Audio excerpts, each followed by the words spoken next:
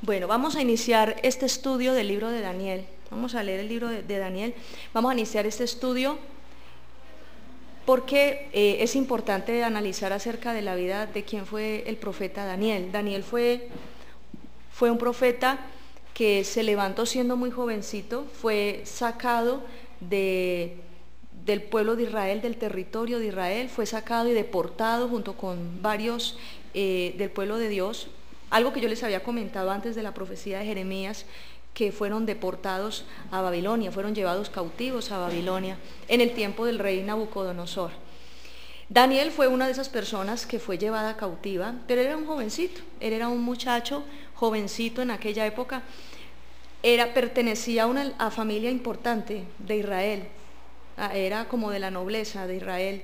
Él al lado de otros jóvenes fueron seleccionados, o sea, los más diestros, los más bien parecidos, los más sabios, como los más capacitados de Israel, fueron seleccionados para estar al servicio del rey. Tenían ciertas características que ya las vamos a leer ahora, pero ¿por qué nosotros estudiar acerca del tema de Daniel? ¿Por qué estudiar la vida de Daniel? El Señor a Daniel, antes de hacer lo que Dios hizo a través del profeta Daniel, Dios lo llevó a una preparación. Dios fue probado, Daniel fue probado por diversas circunstancias. Él pasó por pruebas muy fuertes. Pero luego yo, al terminar, al estar ya más adelante en este libro de Daniel, entendí que había sido tan probado porque Dios lo estaba preparando. Daniel fue uno de los profetas que recibió esta revelación tan importante de lo que sucedería en los últimos tiempos, o sea, en la etapa final antes de la venida, del regreso del Señor Jesucristo. Dios a Daniel le reveló cómo iban a ser las cosas en los últimos tiempos. Dios a Daniel le dio una capacidad para entender cómo sería la situación política de las naciones del mundo, no solo de Israel, sino de las naciones del mundo. Dios le da a entender a Daniel cómo serían las diferentes organizaciones de los diferentes poderes militares, gubernamentales. Le habló Dios a Daniel acerca de la aparición del anticristo, le habló muchas cosas.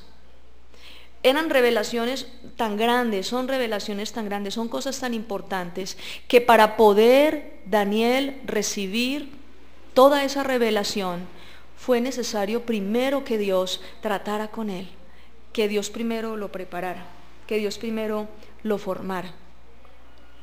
Entonces vamos a leer capítulo 1, capítulo 2, para entender, eso es como una primera parte. Dice en el capítulo 1, Daniel llevado a Babilonia. Joacim llevaba 3 años como rey de Judá, cuando Nabucodonosor, rey de Babilonia, llegó a Jerusalén y puso sitio a la ciudad. El Señor dejó que Nabucodonosor capturara a Joacim, rey de Judá, y se apoderara de algunos objetos del templo de Dios, los cuales se llevó a Babilonia y los puso en el tesoro del templo de su Dios. Los babilonios vinieron y lo que hicieron de una fue tomar los objetos del templo. ¿Quién se los había mostrado antes? Dios. ¿Quién fue? El rey Ezequías. ¿Se acuerda cuando vimos el tema la vez pasada? Que el rey Ezequías le mostró a los mensajeros de Babilonia todo lo que tenía en el templo. A veces, mire, el rey Ezequías sin saber le abre la puerta al ladrón. Por eso es que es bueno no abrirle la puerta a todo el mundo. Bueno. Claro, ellos vieron que era lo que tenía Israel y por eso codiciaron los tesoros. Después fue que irrumpieron y una de las cosas que hicieron, aparte de la deportación, de sacar la gente cautiva y llevársela, se la llevaron como parte de botín de guerra, también los tesoros del templo. O sea que necesariamente ellos sí sabían qué era lo que había allá adentro. O sea, como los ladrones cuando van a entrar a un banco, ellos previamente, antes del robo, ellos primero entran a analizar dónde están las cajas fuertes, dónde están todas las cámaras. Entonces así hicieron los babilonios en la época del rey Ezequías. Y vieron las cosas que llamaban la atención. Claro. Bueno, entonces seguimos allí, versículo 3. Luego llamó a Aspenaz, el jefe de los funcionarios al servicio de su corte, para que eligiera a algunos jóvenes de la nobleza y de la familia del rey de Israel. Estos jóvenes debían ser bien parecidos y poseer una inteligencia sin defecto. Ya debían ser entendidos en toda clase de sabiduría y ser capaces de manejar conocimiento. Debían ser fuertes y tener facilidad para servir en la corte del rey. Nabucodonosor quería que recibieran educación en la lengua y literatura de los caldeos. El rey les asignó una ración diaria de su propia comida. Serían educados durante 3 años y luego quedarían al servicio del rey. Entre esos jóvenes estaba Daniel. Repita conmigo, entre esos jóvenes estaba Daniel. Ananías, Misael y Azarías, quienes eran de la tribu de Judá. Pero Aspenaz les dio nuevos nombres. A Daniel lo llamó Baltasar, dice acá, pero pues es otra traducción. Ananías lo llamó Sadrac, a Misael lo llamó Mesac y a Azarías lo llamó Abednego. Eran nombres que estaban directamente relacionados con los dioses que los babilonios adoraban. Entonces era costumbre, y todavía era costumbre ponerle a las personas, a los niños, ponerles el nombre que esté relacionado sí. Por ejemplo, cuando le ponen a una muchachita Claudia del Carmen, por ejemplo, porque son devotos a este ídolo, o los del Sagrado Corazón de Jesús, que a todos les ponían de Jesús, Camilo de Jesús, Juan de Jesús, bueno. Entonces eso mire que aún en este tiempo se ve esa costumbre. Entonces ellos cambiaron los nombres, que eran nombres hebreos. Misael significa Jehová es Dios. O sea, los nombres que ellos tenían tenían un significado bíblico de adoración a Jehová. Entonces al llegar allí les fueron cambiados los nombres para rendirles culto a los dioses de los babilonios. Por eso fueron cambiados los nombres. Daniel entonces, dice el versículo 8, Daniel estaba decidido a no contaminarse con la comida y el vino del rey. Así que pidió permiso a Aspenaz para evitar esos alimentos y permanecer sin mancha. Versículo 9. Dios hizo que Aspenaz tuviera compasión y simpatía por Daniel. Aspenaz le dijo, tengo miedo de mi señor el rey. Él me ha ordenado que les dé los mismos alimentos y vino que le sirven al rey. Si él se da cuenta de que ustedes están más flacos y débiles que los otros jóvenes de su edad, puede enojarse y mandarme a matar por culpa de ustedes. Así que Daniel habló con el guardia de Aspenaz, que había asignado para cuidar a Daniel, Ananías, Misael y Azarías, y le dijo, por favor, haznos una prueba de 10 días, danos solamente legumbres para comer y agua para beber. Luego compara nuestro aspecto con el de los jóvenes que han comido alimentos y vino del rey, y decide lo que harás con nosotros, que somos tus siervos. El guardia estuvo de acuerdo y los puso a prueba durante 10 días. Al cabo de los 10 días ellos tenían mejor aspecto y estaban más saludables que los jóvenes alimentados con la comida del rey. El guardia decidió no darles la comida y vino del rey, en su lugar les daba legumbres. Entonces, ojo que esta parte sí quiero aclararla, porque no estamos hablando, porque esto también se ha prestado para muchos errores de doctrina, ¿sí? Acuérdese que el ser vegetariano no es una orden que Dios le ha dado al pueblo de Israel, ¿cierto? Sino que ellos optaron por en ese tiempo limitarse de comer carne y de comer los alimentos que rendían, porque los babilonios antes de comer, ellos hacían sus banquetes, ellos antes de comer siempre en sus rituales consagraban los alimentos. Ellos consagraban los alimentos, entonces cuando llegaba el momento de repartir la comida, toda esa comida estaba consagrada. Y hacían unos rituales en donde declaraban que el que comiera de ese alimento estaba recibiendo del espíritu de sus dioses, etc. Entonces, eso es algo delicado. Todos los sacrificios de estos cabras y de todos eran puras especies, eran sacrificios Claro, de animales. porque eran animales consagrados, que desde la misma cría eran animales por los que oraban, y eran animales que todo el tiempo estaban directamente consagrados para el sacrificio del templo. Y de eso que se sacrificaba a los dioses, la gente comía. O sea, tenía todo que ver con lo ritual. ¿Y entonces por qué Daniel pensaba que la comida del rey era pecado comerla a ellos también? Porque él pensaba que comer lo que el rey comía era pecado. Claro, porque es que el rey Nabucodonosor, el rey de Babilonia, pues era el principal promotor del culto a los dioses en Babilonia. Entonces de él desprendía todo este poder de idolatría, de él como autoridad, él tenía toda la nación orientada hacia el culto a estos dioses. Entonces esa comida definitivamente estaba contaminada, pero no quiere decir de que usted va a volverse vegetariano, entonces va a ser más espiritual, porque es un error doctrinal. La palabra del Señor nos enseña en el Nuevo Testamento que nosotros, Dios, todos los alimentos los bendice cuando damos acción de gracias por ellos. Nosotros bendecimos los alimentos, le damos gracias a Dios por los alimentos, y todos los alimentos que comamos son para beneficio de nuestro cuerpo, no son dañinos, ¿cierto? Entonces, sigamos entonces allí. Dice el versículo 17, Dios les dio a esos 4 jóvenes la habilidad y la sabiduría de aprender toda clase de literatura y ciencia. ¿Quién les dio la habilidad? Dios. Daniel también podía interpretar toda clase de visiones y sueños. Wow. Versículo 18. Cuando se completaron los 3 años de entrenamiento, apenas llevó a los jóvenes ante el rey Nabucodonosor, el rey habló con ellos y se dio cuenta de que Daniel, Ananías, Misael y Azarías eran superiores a los demás. Por eso se convirtieron en servidores del rey. El rey les preguntaba sobre cualquier tema de ciencias, de sabiduría o de siempre, y siempre el conocimiento de los 4 era 10 veces mayor que el de los adivinos del reino. Y estamos hablando de ancianos, de gente que llevaba muchos años en la práctica de ocultismo y adivinación, y siempre estos jóvenes superaban 10 veces más en sabiduría que a ellos. Y eran unos muchachitos, y eran unos jovencitos. Versículo 21, Daniel siguió sirviendo al rey hasta el primer año del reinado de Ciro. Ciro, un rey persa. Entonces vamos a mirar la historia. En el año 587 antes de Cristo, por favor hágame allí una línea. En el año 587 antes de Cristo, acuérdese que haga una línea, eso. Y más o menos allí en esta parte, no en la mitad, sino más allá, esa es la línea 0. La línea 0. Es el punto 0. Acuérdese que ese momento fue cuando Cristo murió en la cruz del Calvario, ¿cierto? Cuando Cristo se manifestó al mundo. De ahí en adelante, los años como transcurren, ponga por favor allí, exacto, ponga por favor Camilo en la línea, sobre la línea, ponga 100, 200, 300, hacia adelante.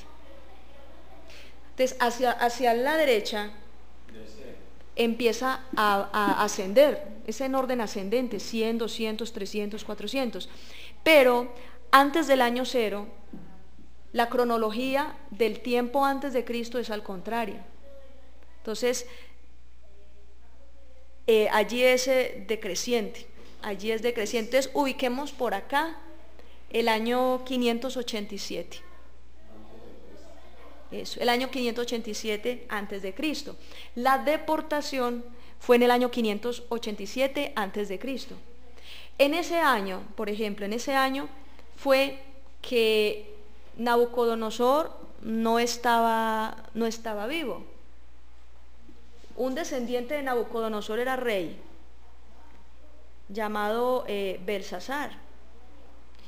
Y en el año, más o menos el año 587, dice la escritura, que eso lo vamos a leer más adelante, dice la escritura que este hombre vio, o sea, Dios lanzó juicio sobre él por idolatría.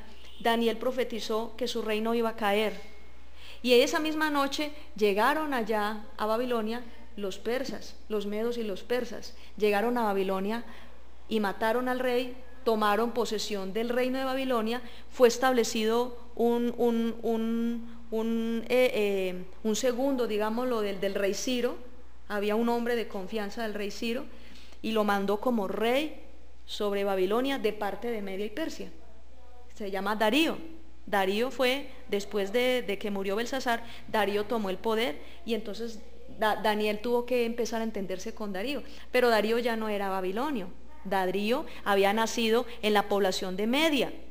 Media era un pueblo que en la antigüedad, un pueblo asiático, en la antigüedad, que en un momento determinado de la historia llegaron los persas, y tomaron dominio de ese pueblo y ya lo anexaron a Persia. Por eso cuando hablamos de la Persia antes de Media como independiente, cuando hablamos de Persia siempre estamos hablando de Media y Persia, los reyes de Media y Persia, pero quiere decir de que es como anexado. O sea, es como si, no sé en qué, como si fuera, exacto, un solo territorio, como una sola jurisdicción. Entonces el rey Darío, que había venido de la tierra de Media y que trabajaba bajo las órdenes del rey Ciro, fue enviado como rey y fue el que comenzó, ahí fue donde comenzó ya, digamos, parte de la historia de Daniel. Pero bueno, luego, en el año 537, más lejitos hacia allá, en el año 537, o sea, más o menos 539. 539, el año 539 antes de Cristo, ¿qué sucedió? Que el rey Ciro emitió una orden donde les dijo a los gobernantes, al que estaba en el gobierno en aquel tiempo, en Babilonia, que mandara a todos los israelitas repatriados a Israel otra vez. Entonces, mire, Babilonia los sacó y los llevó cautivos. Y a través de Ciro, los israelitas volvieron a ser, ¿cómo se le dice? Repatriados. ¿Ah? Repatriados, sí. Entonces, ¿por qué les hablo de esto? Para que sepamos en qué tiempo fue que transcurrieron las cosas. Por eso le digo que lo separe un poquito. Tiene que separarlo, porque en ese tiempo es que pasó todo lo que vamos a estudiar. Entonces, en el año, sí, acuérdese que los años, en la época de antes de Cristo, los años aumentan es hacia la izquierda. O sea, es como al contrario. Exacto. En el año ya les voy a decir en qué año, aproximadamente en el año 600, a mediados del siglo VI, del año 600 y algo, no recuerdo en este momento, tengo el apunte allí en otra parte, fue cuando Jeremías profetizó. ¿Qué profetizó Jeremías? Jeremías profetizó el exilio, la deportación de Israel a Babilonia, que iban a ser llevados como esclavos a Babilonia. Pero también Jeremías profetizó que en un tiempo más adelante iban a ser repatriados, que Dios iba a tener misericordia y que iban a ser repatriados.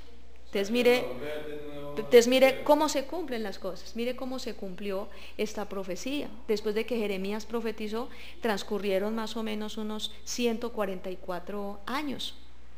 Sume 539 más 144. Está. Entonces, esa es la fecha exacta en la que Jeremías profetizó. Y luego la invasión persa, que fue en el año 587, dice la palabra del Señor que tenían la orden de asesinar al rey y de acabar con todo. En los años posteriores, el deseo de los reyes en Persia, de los que le sucedían, etcétera, el interés no era dejar a Babilonia viva, sino acabar con todo. Por eso fue que empezaron a hacer la deportación. Pero no porque fuera algo del rey Ciro como algo autónomo. Ay, no, tomé la decisión y voy a hacer misericordia con Israel. No, fue porque era algo que Dios ya había profetizado. Vamos a Isaías 45. Mire que Isaías había profetizado en el año 800 y algo antes de Cristo. Póngalo por favor allí, en el año 800, como en el 860, antes de Cristo. 45. Es la profecía de deportación y repatriación.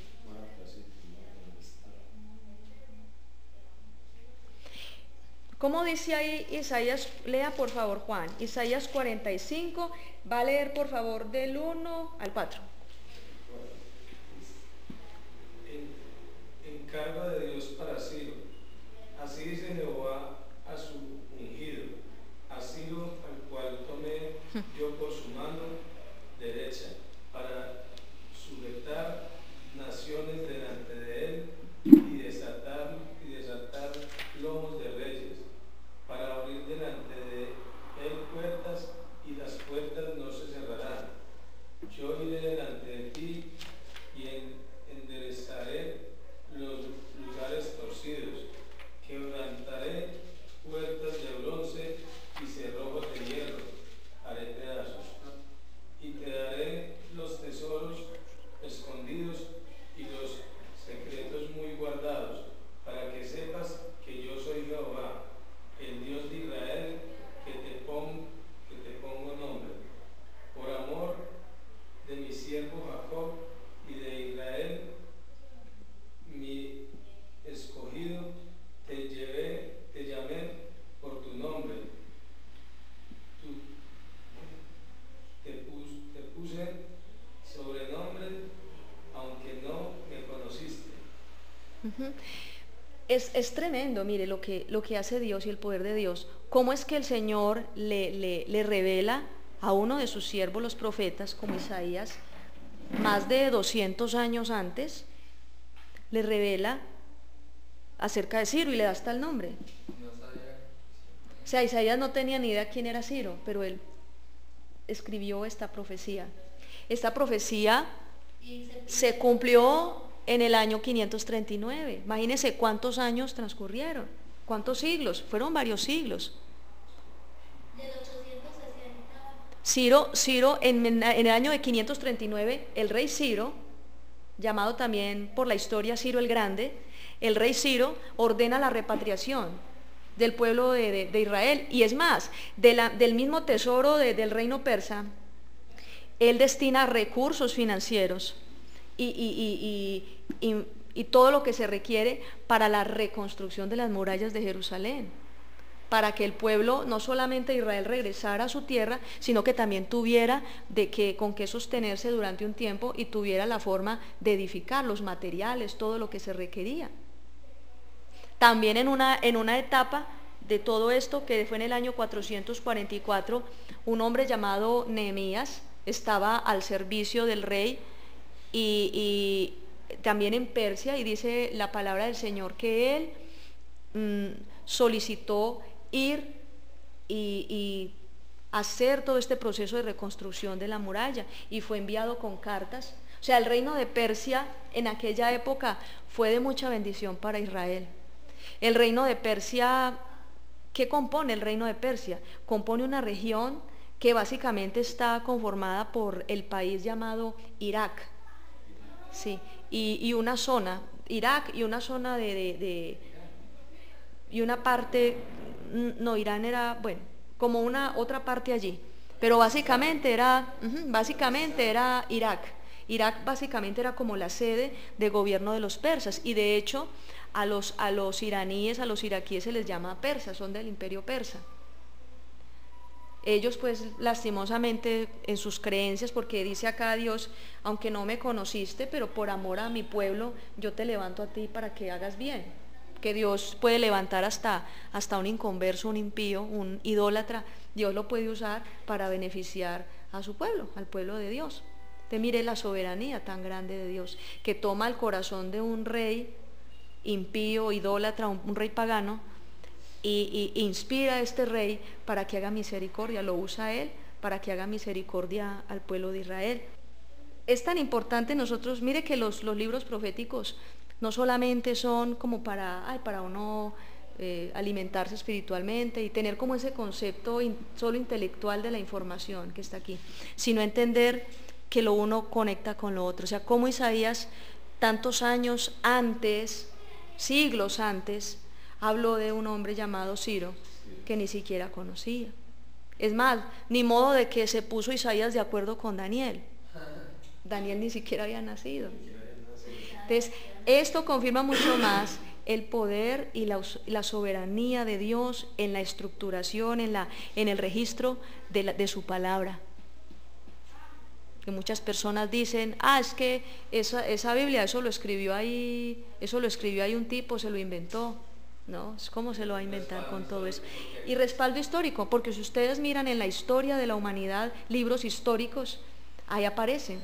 El rey Artajerjes, el rey Jerjes I, el rey Jerjes II, todos los reyes que pasaron en Persia, que uno de ellos, por ejemplo, el Jerjes I fue el rey Asuero, que fue el que tomó a Esther como reina. Esto está aquí también escrito. Ahí está todo. Bueno, entonces continuemos allí. Y la historia dice que ha habido varios imperios, el imperio romano, el persa, el babilonio.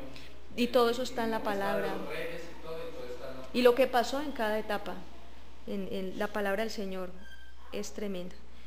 Entonces, hasta ahí. Vamos al segundo, el capítulo 2. Este capítulo 2 lo vamos a leer completo, por favor. Dice, Daniel, bueno, dice, en el segundo año del reinado de Nabucodonosor, tuvo Nabucodonosor sueños y se perturbó su espíritu y se le fue el sueño. Hizo llamar el rey a magos, astrólogos, encantadores y caldeos para que le explicasen sus sueños. Vinieron pues y se presentaron delante del rey. Y el rey les dijo, he tenido un sueño y mi espíritu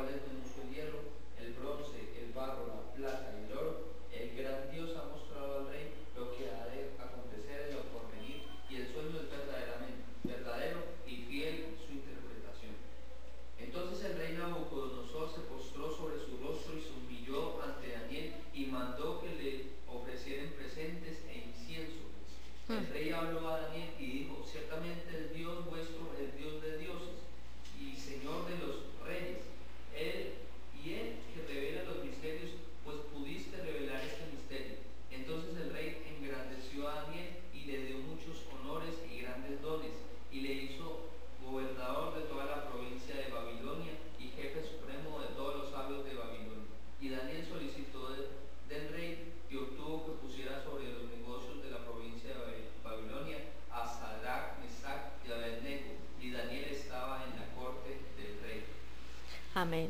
Entonces mire lo que pasó durante ese tiempo. Cuando yo les hablo de las pruebas por las que Daniel pasó, hoy vamos a hablar acerca de 2 pruebas importantes. Ya vimos el contexto histórico, ya habíamos leído lo que sucedió desde el tiempo que Daniel llegó a Babilonia. La palabra del Señor habla de 2 pruebas importantes por las que tuvo que pasar Daniel. Una de esas pruebas es la prueba de santidad. Daniel, cuando llegó, Daniel propuso en su corazón no contaminarse con lo sacrificado, con la comida del rey. Él propuso en su corazón mantenerse limpio, mantenerse apartado, mantenerse puro. Él pudo haber optado la decisión dice, no, yo para estar bien en este reino, yo me voy a hacer bien amigo del rey, voy a participar de todo, voy a estar bien cerca, voy a ser la mano derecha de él, voy a estar, mejor dicho, le cargo la maleta. Y acomodarse a todas las costumbres y resultar haciendo todo esto. Daniel sabía muy bien de dónde provenía la sabiduría y el conocimiento. Daniel sabía que en el momento en que él fuera infiel a Dios, hasta ahí le llegaba a él el respaldo del Señor. Él era consciente a quién estaba representando en Babilonia. Él era consciente. La palabra del Señor dice en Hebreos 12, 14. La palabra del Señor habla acerca de qué era lo que había en Daniel, que él asustó al rey, porque yo tengo en esta versión de la palabra del Señor, de que Daniel fue considerado por el mismo rey como el declarador de las cosas ocultas. O sea, Daniel fue para el rey un hombre de la mayor sabiduría en todo el reino de Babilonia. Y por eso el rey quería tener a Daniel como su mano derecha y preguntarle todo, más que a los brujos. El rey Nabucodonosor tenía bajo su servicio a los magos, astrólogos, a los brujos, chamanes. Él tenía toda el séquito de adivinos y agoreros al lado de él, gente que lleva muchos años en las prácticas de adivinación y en todas estas prácticas ocultistas. Pero llega un hombre que no participa de estos rituales, llega un hombre que desde el momento en que pisó la tierra Babilonia, le quiso dejar al rey claro, y se lo dijo muy claro, cuál era el Dios al que se debía de adorar. Entonces Daniel fue un hombre que optó por dar un buen testimonio. Daniel fue un hombre que optó por estar santo y permanecer santo. ¿Cómo dice Hebreos 12, 14? ¿Cómo dice?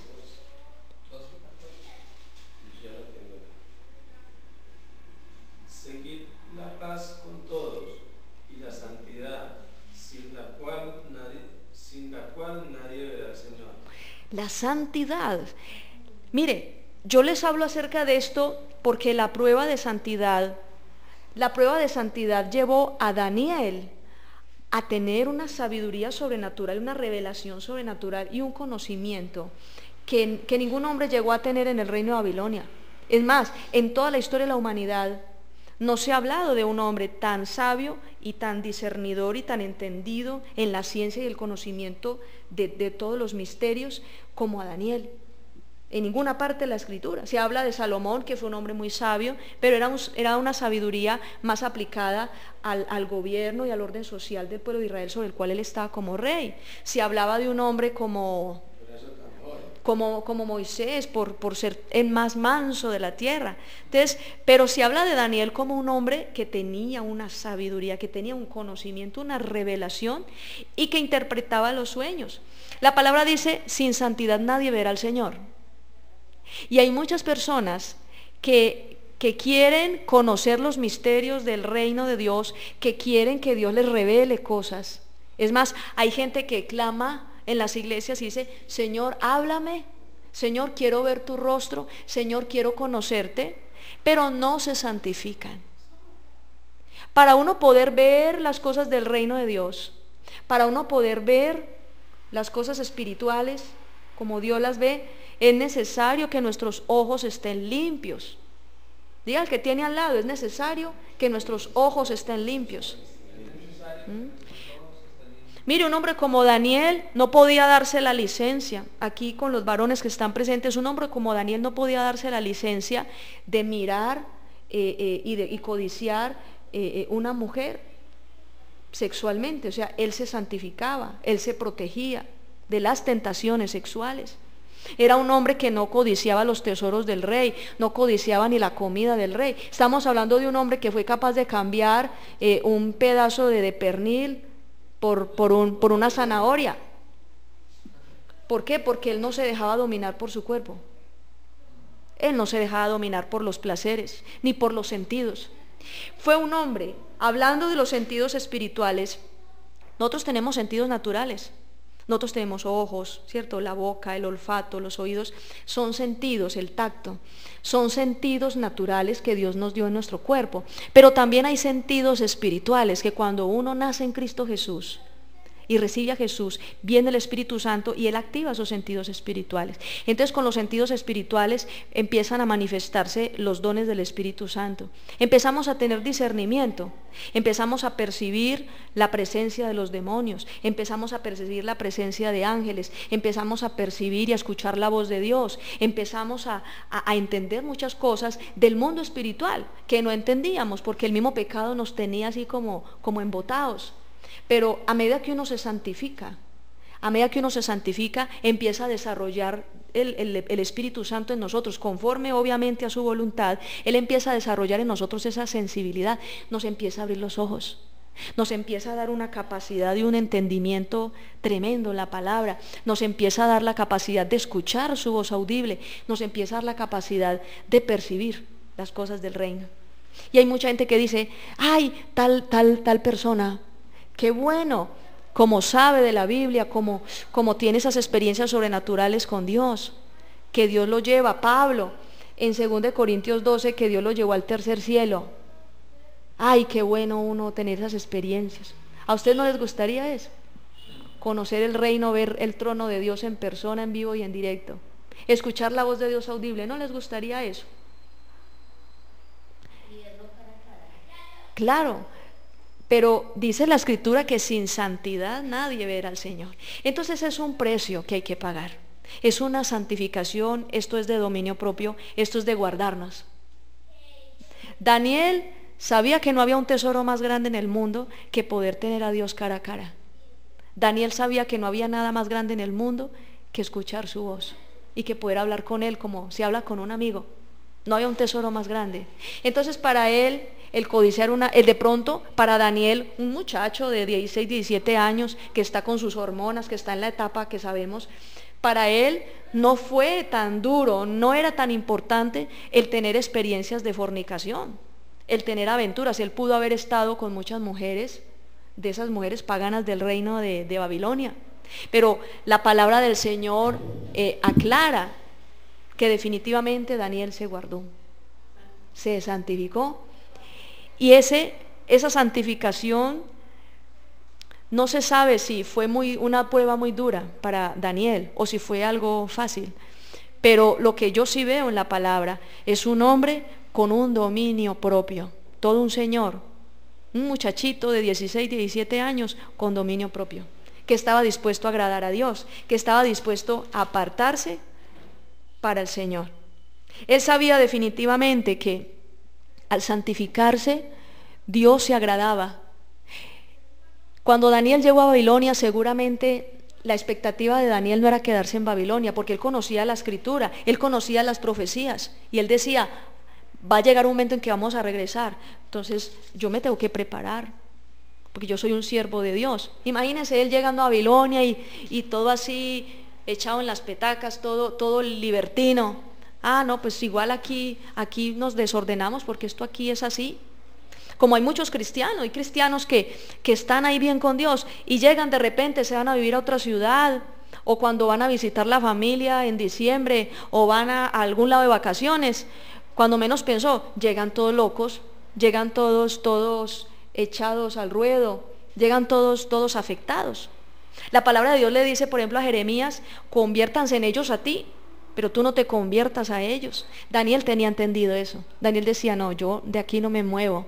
más bien que el rey se arrepienta. El objetivo de Daniel al llegar a Babilonia era ser testimonio, y estaba tan cerca del rey, Dios lo puso a él tan cerca del rey, y a través de Daniel el rey fue disciplinado por Dios.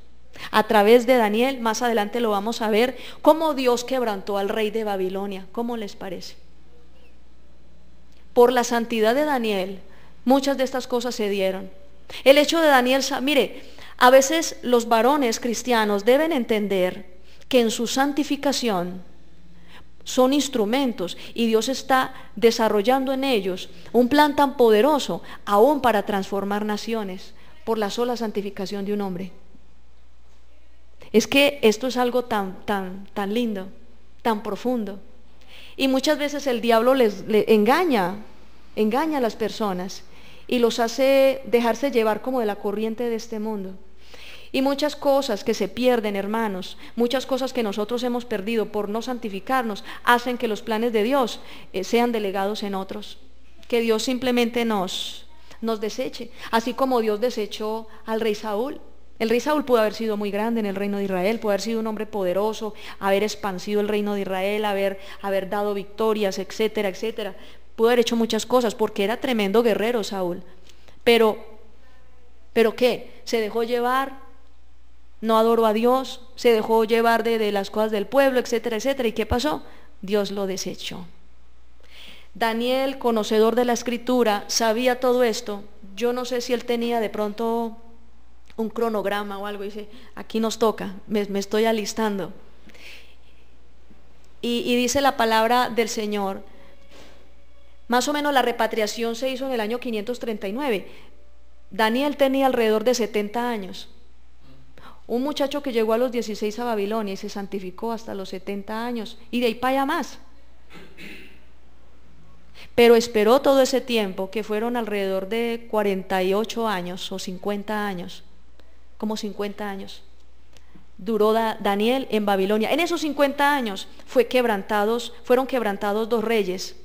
En esos 50 años, mucho pueblo de Babilonia conoció al Dios único y verdadero. En esos 50 años, Daniel tuvo la oportunidad de escribir, y muchas de las escrituras que Daniel hizo no solamente quedaron consignadas en la Biblia, sino que muchas informaciones de estas y crónicas quedaron inclusive en el reino de Persia, y eso afectó las generaciones posteriores. Tal vez hoy en día naciones como Irak, como Irán, son naciones paganas, inclusive muy musulmanes, y pensando en la batalla del Armagedón, en levantarse, como dice la profecía, contra el pueblo de Dios, porque eso se va a dar.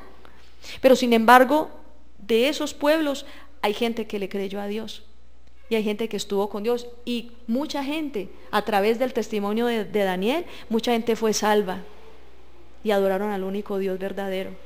Aún yo me imagino este hombre, Arioc, Aspenaz. Ustedes se imaginan el testimonio tan grande que recibieron de parte del Señor. Mejor dicho, apenas estamos empezando. Esto es solamente el inicio de todo lo que sucedió en la vida de Daniel, y todo lo que Daniel impactó en el reino de Babilonia a través de su santidad y a través de las diversas pruebas por las que él pasó. Bueno, en el capítulo 2 el Señor habla acerca de cómo un rey recibe un sueño. Yo creo que no hay nada más difícil, porque cuando usted dice, ay, tuve un sueño, y hoy en día en el paganismo y la brujería y toda esta cuestión, hasta hay libros de sueños, que para interpretación de los sueños, que si usted sueña con una culebra es que esto y esto, que si sueña con tal cosa es que esto y esto. Eso es brujería, eso es del diablo. Diga al que tiene al lado, los libros de interpretación de sueños son satánicos. El único medio, eso es del diablo. El único medio, hermanos, el único medio para interpretar los sueños es la palabra del Señor y el consejo de Dios. El único medio. Cuando alguien me ha comentado alguna vez un sueño que tuvo, hay sueños que son de la carne, que son cosas que no son muy trascendentales, que son como parte de las vivencias y las presiones que uno tuvo durante en la vida, pero sí hay unos sueños que uno discierne que tienen un trasfondo importante para la vida de esa persona, o aún, por ejemplo, sueños que inclusive yo he tenido que tienen que ver con el destino de un territorio, que tienen que ver con algo ya más trascendental. Y esos sueños entonces, cuando vienen de Dios, siempre la interpretación está en la palabra. Entonces no es necesario consultar ni al brujo, ni al hechicero, ni el libro, ni el internet para saber qué significa un sueño. Lo importante es uno estar en lo secreto con Dios. Entonces un rey tiene un sueño y entonces, haga de cuenta que yo tenga un sueño y yo le digo a Juan Carlos, Juan, necesito que usted me diga qué fue lo que yo soñé, me lo dice usted y me da la interpretación, o si no, vea. Es algo difícil, o sea, es algo, no difícil, perdón, es algo imposible a la lógica humana, pero para Dios no hay nada imposible. Daniel estaba en peligro de muerte con los demás que vinieron, los demás jóvenes que estaban con él, y dice la palabra que él se humilló y le pidió a Dios dirección. Señor, muéstrame cuál es el sueño. Y se sienta a Dios así, chévere, vean, esto y esto. ¿Esto no les parece a ustedes muy hermoso? Y Dios lo puede hacer. Es más, Dios en este tiempo quiere hablar tanto. Dios en este tiempo quiere darnos tanta dirección y Dios quiere hablarnos tanto. Sino que a veces la mentalidad humana, la incredulidad o la falta de santificación hace que aún muchos cristianos están dependiendo. No, hay que buscar al profeta. Están dependiendo como de que otro les diga cosas, en vez de hablar directamente con Dios. Esa santidad, él pasó la prueba de santidad y siguió la siguiente prueba. Tenía gran sabiduría, revelación y conocimiento, pero cuando le dio la interpretación al rey Nabucodonosor, él dijo desde el principio, rey, no hay nadie que pueda hacer esto, solamente hay un Dios, el único Dios verdadero que está en el cielo. Él es el único que pudo descifrar esto, me lo dijo, pero la gloria es de él, o sea, él es. Yo no, él es el importante. Si no hubiera sido por él, yo no hubiera podido decirle a usted nada. Él solo lo interpreta, pero Dios es el que tenía la sabiduría. Entonces él puso a Dios como el centro. Él puso al Señor como el centro de las miradas de todo el mundo. Dijo, no soy yo. Él hubiera podido hacerlo. Uy, rey, no, yo vea, yo soy muy capaz. Ve, aquí le traigo la interpretación, es que yo. Pero él puso a Dios como el centro. Él puso a Dios como el centro. Y yo les digo una cosa, cuando un cristiano, mire, hay dones del Espíritu Santo, el Espíritu Santo da dones, y hay dones de revelación. Entre esos dones de revelación está el don de conocimiento. Alguna vez alguien está orando y Dios le muestra que hay alguien que tiene un tumor. Alguna vez alguien está, como Pedro, que una vez estaban, en el libro de Hechos habla que Pedro estaba con los discípulos y estaban pues allí orando, cuando llegó un hombre llamado Ananías, había vendido una casa y él había hecho una promesa a Dios y públicamente todo el mundo sabía que la venta de esa casa, el dinero, lo iba a llevar a los pies de los apóstoles, pero el hombre en el camino con la esposa Zafira dijo, no, saquemos esta parte, y esto fue, y apenas Pedro lo miró y dijo, ¿por qué te has propuesto mentir al Dios vivo? ¿De dónde supo? ¿Cómo lo supo? ¿Quién le dijo? Don de conocimiento, don de ciencia. ¿Sí ve? Entonces, son dones que existen. No es adivinación, viene de parte del Señor. Son dones que Dios da. El don de profecía, el don de discernimiento de espíritus, que cuando uno percibe a una persona, uno llega a un lugar, uno percibe qué poderes espirituales hay. ¿Cierto? Uno puede orar por una persona y decir, mire, hay un demonio de brujería que le está oprimiendo, o esto, aquello. A veces uno solamente con ver una persona, uno sabe si está mintiendo o está diciendo la verdad, y por eso hay mucha gente que evade. Hay personas que no se le acercan a veces al pastor de la iglesia, no le dan la cara al pastor, van donde los hermanitos y hacen el show y tratan de manipular y no sé qué, y no buscan al pastor. O no buscan el profeta en la iglesia. ¿Por qué? Porque sabe que se acercan y ahí mismo son desnudados, o sea, son como un libro abierto. Entonces son dones especiales, hermanos, son unos dones hermosos. El problema es que los que tengan esos dones, si son gente orgullosa, hasta ahí llegaron. Porque Dios no va a usar una persona orgullosa para que se jacte, para que digas que es por mí, es que yo. Entonces Dios probó a Daniel primero con humildad a través de este sueño. Y dice que después de la interpretación de este sueño, Dios le dio a Daniel un lugar importante en el reino de Babilonia. Se convirtió en la mano derecha del rey Nabucodonosor. Y ahí se quedó. Y entonces estuvo sirviendo allí. Me llama mucho la atención lo que dicen los magos y hechiceros en el versículo 11. Los magos le dicen, no, rey, es que eso que usted está pidiendo, eso es muy duro. Dice, lo que el rey está pidiendo es muy complicado y difícil. Solo los dioses podrían revelar el sueño a otra persona. Pero los dioses no viven con los humanos. Es el concepto religioso, que los dioses no viven con los humanos. Pero resulta que hay un Dios, el único Dios verdadero, que se habitaba en Daniel. Y que es el Dios que está con nosotros, amén.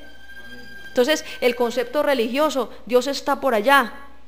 El barbado, ahí con la bola, y la luz así reflectora, el reflector, y Él está por allá. Entonces uno siempre veía a Dios lejano. En la religión siempre le enseñaron a uno a ver a un Dios lejano. Entonces uno le mandaba razoncitas con los santos. Uno ponía los altares y virgencita no sé qué, ruega por nosotros allá ante el Padre. Y éramos en ese concepto de mandarle razones a Dios, con muñecos de yeso y madera, con muñecos de piedra, de arcilla. Y qué tremendo el concepto que tenían estos hombres. En cambio llega un hombre como Daniel, cierra sus ojos, le pregunta al Señor en un tiempo sencillo, adorando a Dios, le consulta a Dios qué significa, y entonces el Señor le dice, hijo mío, mira, ya, sencillo. Cosas tremendas. Cuando le revela aquello, cuando le revela todas estas cosas, Daniel habla con el rey. Le habla de una estatua.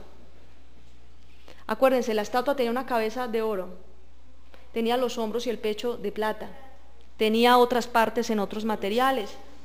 Y le dice, mire, usted es la cabeza, pero después de usted vendrá, cronológicamente, después de usted vendrá otro reino. Está hablando de los sucesores, está hablando de todo lo que pasa con Babilonia, pero no solamente está profetizando hasta el año 539 que murió Belsasar, está profetizando es hasta la venida de Cristo. ¿Por qué les digo esto? Porque cuando él decía, y entonces esta estatua, que tenía estas partes, llega y se desprende de repente una piedra, una roca, y destruye todo. Acaba con el reino de Babilonia.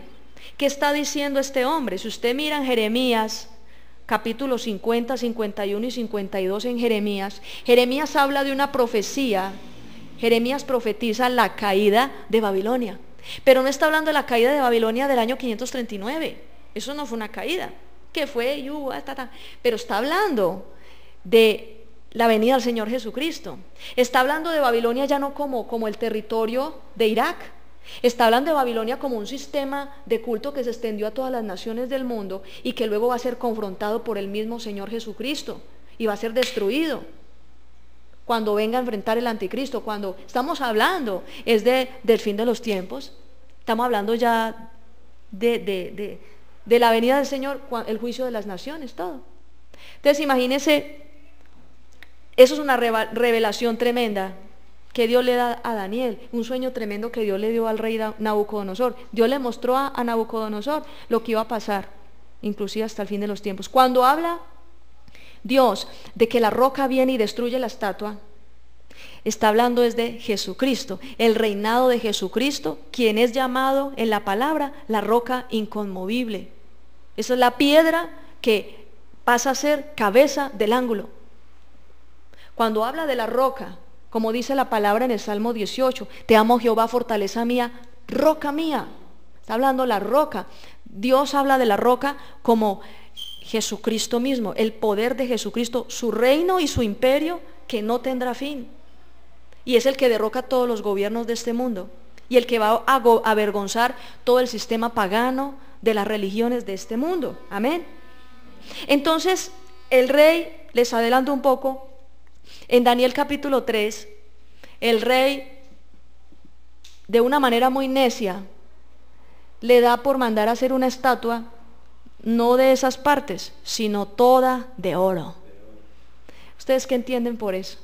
Desobediencia. Sí, claro. Como, no, te voy a corregir, que no se Exactamente. La roca destruyó la otra porque tenía partes de De, arcilla, exacto, de barro. entonces esa de oro es más maciza y no Ajá, se da liberar. sí.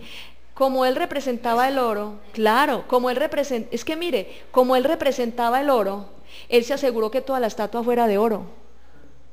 Como quien dice, mi linaje, mi poder va a ser hasta la eternidad, mejor dicho.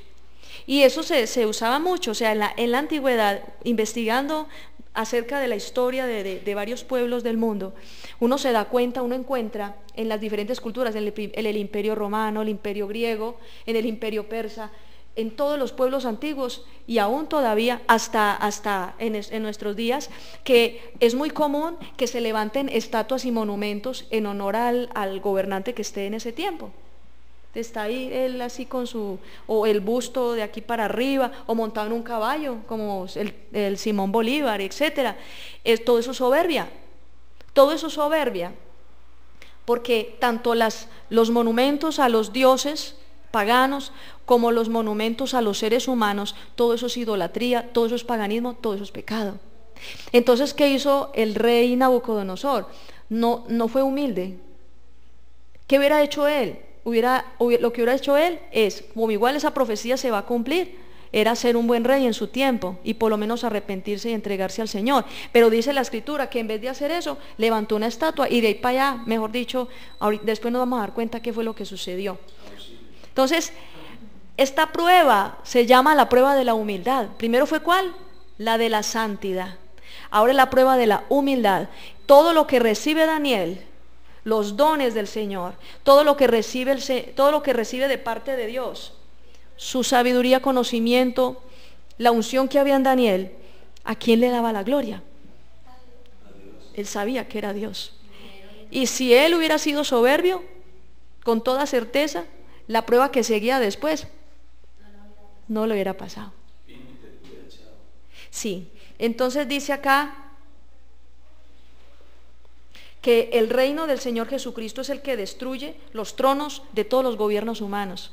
Y vendrá un tiempo en que ya los hombres importantes de las naciones, los líderes de las naciones del mundo, que le dieron la espalda al Evangelio, que quisieron gobernar las naciones conforme a sus concupiscencias, entregando los territorios de los países al paganismo, entregando las naciones del mundo al reino del diablo y el anticristo. Ellos van a ser quebrados, ellos van a ser avergonzados y el reino de Jesucristo se establece y ese es el reino que gobernará después de la venida del Señor Jesucristo. Ese reino será el que permanecerá. Entonces mire que la profecía era mucho más allá.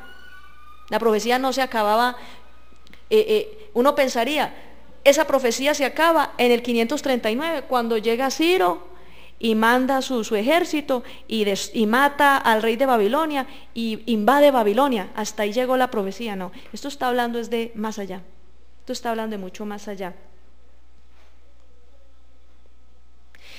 El objetivo, mire lo que dice el 47. El rey dijo: en realidad tu Dios es el más importante y poderoso, es el Señor de todos los reyes y el que revela los secretos. Él fue quien hizo lo posible que tú me revelaras este secreto. Vea, les digo una cosa, hermanos. El objetivo de un cristiano recibir los dones de revelación y sabiduría, de conocimiento, de ciencia, el hecho de que un creyente tenga esas capacidades de parte de Dios para conocer los misterios del reino, para dar a conocer las cosas ocultas, solamente tiene un objetivo. Y es conducir a la gente a Cristo, no es conducirlos a ellos, porque hay mucha gente que teniendo dones y talentos, que teniendo esas capacidades sobrenaturales, lo que hacen ellos lastimosamente es que se creen dioses y empiezan a recibir la gloria de los hombres. Y eso ha sucedido. Aún hay hombres que le servían a Dios, que predicaban el Evangelio y fueron usados grandemente por Dios y terminaron siendo ídolos de los hombres y terminaron destruidos sus ministerios y no se volvió a saber nada de ellos. Entonces, esta enseñanza de Daniel, la prueba de santidad, reflexionemos para concluir. La prueba de santidad lleva siempre al creyente, tiene que llevar siempre al cristiano a entender que en su santidad Dios comienza a desatar los planes y propósitos grandes que tiene con esa persona. No solamente yo me santifico para agradar a Dios y apartarme de pecado. En mi santidad, en mi santidad y testimonio, Dios a través de ello toca generaciones, toca territorios. Dios hace cosas grandes a través de la obediencia de un hombre. Entonces entendamos, Daniel lo sabía. Daniel sabía lo que se estaba jugando cada vez que él decía no.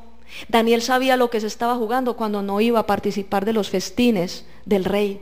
En vez de ir a los festines y a los banquetes, estos muchachitos se iban por allá a un lugar apartado y se postraban a orar a Dios y a estudiar la palabra y a dedicar tiempo para estar con el Señor.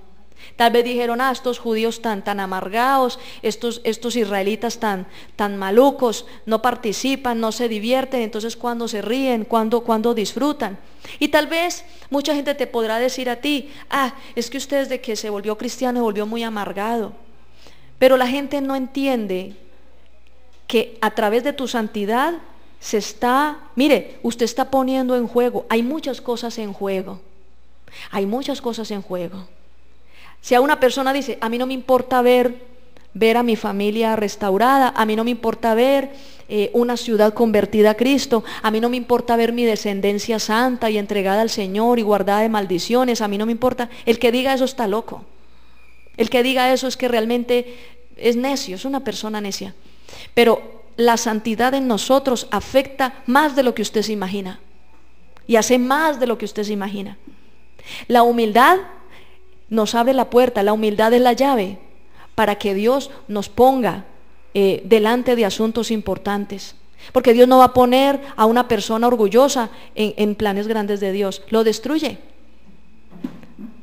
Por eso dice la palabra, en lo poco has sido fiel, en lo mucho te pondré, porque Dios a nosotros nos prueba y seremos siempre probados. La capacidad que tenemos nosotros de bajar la cabeza y darle la gloria a Dios, aún en las pruebas. Hay gente que pasa por pruebas que son afligidos. Daniel pudo haberse rebelado contra el rey, pudo haberlo hasta matado. Es que él tenía la capacidad de entrar hasta en los recintos privados del rey. Daniel podía entrar porque fue el hombre de confianza. Él podía haber entrado con un puñal y en un descuido. Tenía hasta la clave de la caja fuerte, lo tenía todo. Pero ¿qué dice la escritura? Él se guardó en humildad. Entonces es importante, repita conmigo, santidad y humildad. Un hombre como Daniel, estando firme en santidad y humildad, fue un instrumento de Dios para transformar y cambiar la historia. Si Daniel no se hubiera santificado, habían profecías, Isaías, Jeremías, pero solo a través de una intercesión que llevó a cabo Daniel del capítulo 9 en adelante, solo a través de las oraciones de Daniel, solo a través de la santidad y el testimonio de Daniel en el reino de Babilonia, Babilonia fue tocado. Se conmovieron las estructuras paganas de gobierno de Babilonia y fue cuando se cumplió la profecía. O sea, Daniel fue pieza clave para la repatriación del pueblo de Israel. Tremendo, o sea, que uno sea instrumento de Dios para cambiar el destino de una nación. Y tal vez usted dirá, no, es que nosotros acá, yo qué. Pero yo les digo sinceramente, Dios no manifiesta su misericordia, ni Dios muestra su gloria, o usa solamente a personas que son muy importantes, o Dios no usa gente que esté en las iglesias más grandes. Dios solamente busca es un corazón contrito y humillado. A través de nosotros, el solo hecho de nosotros movernos en un territorio en santidad, movernos en un territorio en humildad, de movernos en una comunión con Dios, estamos causando en el mundo espiritual de ese territorio una transformación. Están sucediendo cosas tremendas. Daniel lo sabía y por eso se guardó. Yo le pido ahí para que dentro de 8 días vamos a estudiar el capítulo 3. Vamos a seguir porque hay una prueba tremenda. Vamos a orar, amén. Vamos a orar. Tal vez, no sé cuántas personas de los que están aquí presentes entienden la magnitud, entienden la importancia del llamado que Dios les hizo. No sé cuántos de ustedes entienden esto. Hay gente para la cual el evangelio solamente es venir a un culto el domingo. Hay personas para las cuales el evangelio simplemente es orar y leer la Biblia un ratico antes de irse a trabajar. Pero si tú entiendes que eres parte o instrumento clave para la transformación de todo un territorio, si tú sabes que eres parte clave y fundamental para que las cosas en tu familia cambien, para que aún el destino de muchas almas, de mucha gente en una ciudad puedan ser tocados e impactados por el poder del evangelio, mi hermano, este es el momento para que tú le des las gracias al Señor, la gloria a Dios, y le pidas a Dios que te haga más humilde. Ora al Señor ahí donde estás. Pídele al Señor con todo tu corazón que te haga más humilde.